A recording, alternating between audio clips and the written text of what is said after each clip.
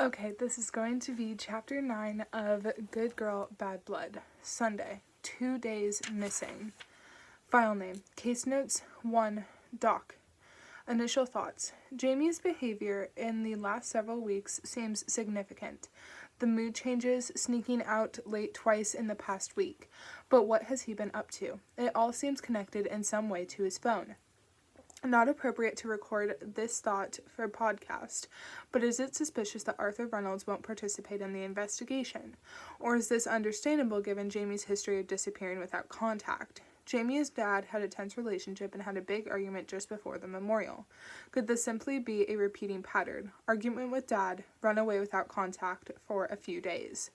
But Connor and Joanna are convinced Jamie has not run off. They also don't believe Jamie would attempt to hurt himself despite his recent mood swings. Joanna's undelivered text to Jamie at 12:36 a.m. is a key piece of evidence. This means Jamie's phone has been off since at least that time and has never been turned back on. This itself casts serious doubt on the ran away theory. Jamie would need his phone if he were contacting a friend to stay with or getting public transportation. So if something has happened to Jamie, if he's come to harm in some way, it must have happened by 12:36 a.m. Reynolds' family movements post-memorial. Arthur walked home alone from Bobby's Bar and Grill, got in around 11:15 p.m., my estimate. Joanna drove home, got in at 12:15 a.m. at the earliest. Connor was dropped off by Zach Chen at approximately 12 a.m. To-do list.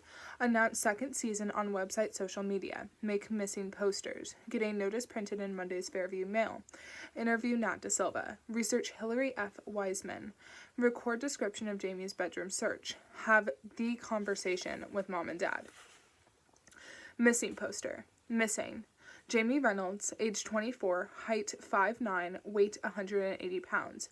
Hair, short, dark blonde hair.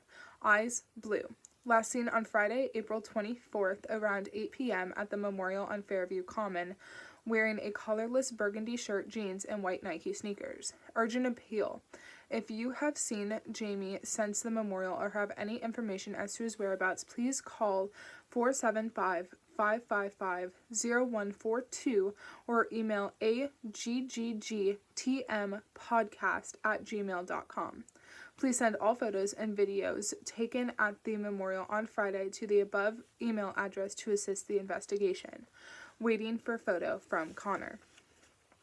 9. Pip waited on Main Street, the sun a pale and lazy yellow. Birds dawdled in the morning sky.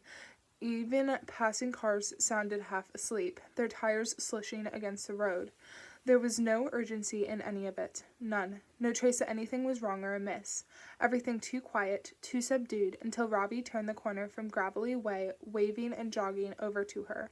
He hugged her and Pip tucked her nose under his chin. His neck was always warm, even when it had no business being so. "You look pale," Ravi said, pulling back. "Did you manage to get any sleep last night?" "Some," she said, and though she must have been tired, she didn't feel it at all. In fact, she felt sharp for the first time in months, aligned inside her own skin, head thrumming in that way she'd been missing. What was wrong with her? Her stomach tightened uncomfortably. "But every hour that passes makes it statistically less likely Jamie will ever be found. The first 72 hours are crucial." "Hey, listen to me." Ravi tilted her chin so she looked up at him. "You have to take care of yourself, too. You can't think properly without sleep, and you're no good to Jamie like that. Okay? It's going to be okay. We will find Sal. Jamie. He dropped his eyes. "Ravi, Pip began. "It's nothing." He waved her off. "I meant Jamie. Pip, really, leave it alone. Anyway, have you had breakfast?" "Coffee?" "Food?" No. There was no point in lying to him. He could always tell. "Right. Well, I thought that would be the case," he said, pulling something out of his back pocket, a Cocoa Puffs cereal bar that he pushed into her hand. "Eat that, please, madame. Now." Pip shot a look of surrender and unpeeled the crackling wrapper. "Breakfast of kings, that is," said Ravi, "nice and softened by my ass heat." Delicious," Pip said, taking a bite. "So, what's the plan?" "Connor will be here soon," she said between bites, "and Kara. You three will head out with the missing posters, and I'm going to the Fairview Mail office. Hopefully someone is in." How many posters did you print? Ravi asked. 250. Took forever, and Dad's going to be pissed when he sees I used up all the ink. Ravi sighed. I could have helped you with those. You don't have to do everything yourself, remember? We're a team. I know, and I trust you with everything, except making the poster. Remember that email you almost sent to a law firm about work experience with the line, I appreciate that you are very busty instead of busy? Ravi smirked despite himself. Well, that's what I have a girlfriend for. For proofreading? Yep, just that, nothing else. Connor arrived a few minutes later, his hurried footsteps slapping against the sidewalk, cheeks redder than normal. Sorry, he said. I was helping Mom call the hospitals again. Nothing. Hi, Ravi. Hey, Ravi said, clapping one hand on Connor's shoulder, leaving it there for a few seconds as a look of silent understanding passed between them. We'll find him, he said gently, indicating Pip with his head. This one's too stubborn not to. Connor attempted a smile. Right, these are for you. Pip pulled out a thick stack of missing posters, split them in half, and handed them over. The ones in plastic sleeves are for store windows and outside. Ones without are for posting through doors. Make sure you get them up all over Main Street and the roads by the Common. And all your neighbors, Connor. Did you bring the stapler? Yep, got 2 and some tape, he said. Good, we should get going. Pip nodded and left Connor and Ravi there, pulling out her phone to check the clock.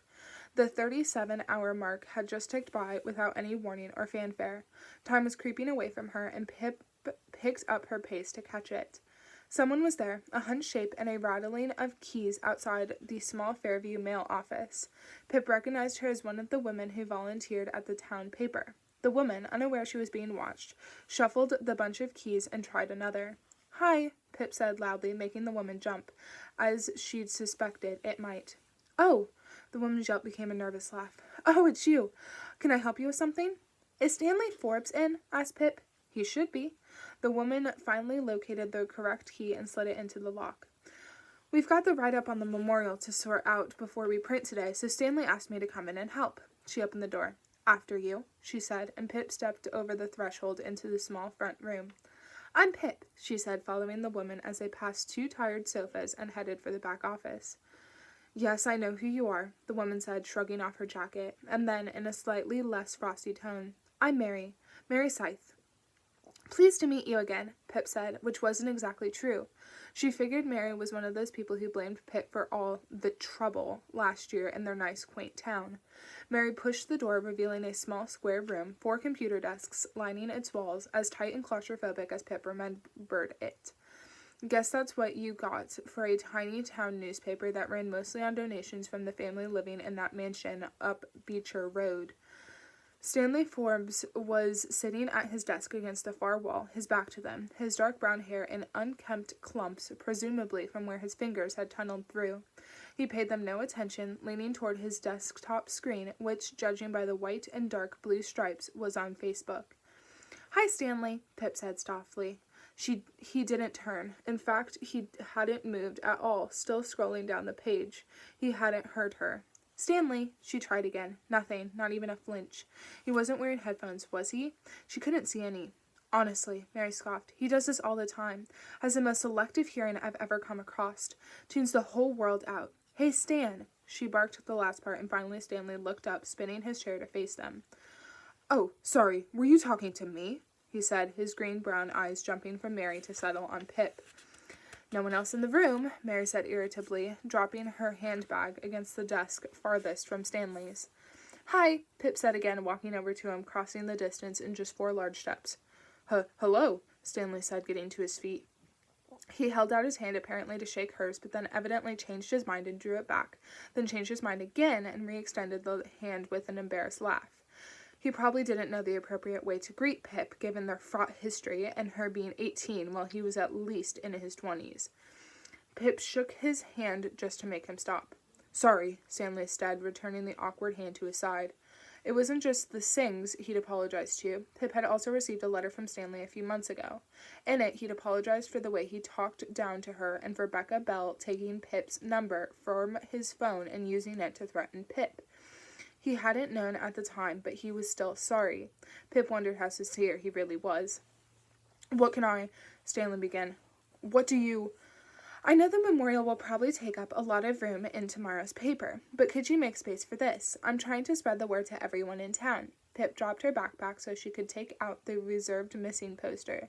She handed it over, watching Stanley read, his eyes furrowed and a hollow burrowing into his cheeks as he chewed it from the inside.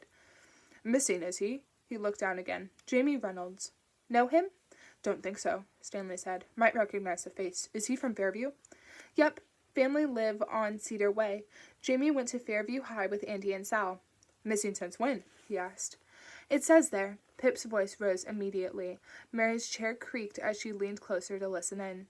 Last seen around 8 o'clock at the memorial until I learn more about his movements. I saw you taking photos. Could you email those to me? Yes. Okay. Police? Asked Stanley. A missing persons report has been filed, Pip replied. Police response is non-existent right now, so it's just me. That's why I need your help. She smiled, pretending like she didn't resent having to ask. Missing since the memorial, Stanley thought aloud. That's only like a day and a half, right? 37.5 hours, Pip said. That's not very long, is it? He lowered the poster. Missing is missing, she countered, and the first 72 hours are critical, especially if you suspect foul play. Do you? Yes, she said. The family does too. So, will you help? Can you print that notice tomorrow? Stanley looked up for a moment, eyes spooling as he considered it.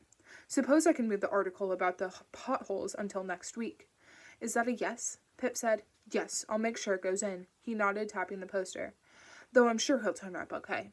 Thank you, Stanley. She returned his polite smile. I really appreciate that. She pivoted on her heels to leave, but Stanley's voice stopped her before she reached the door.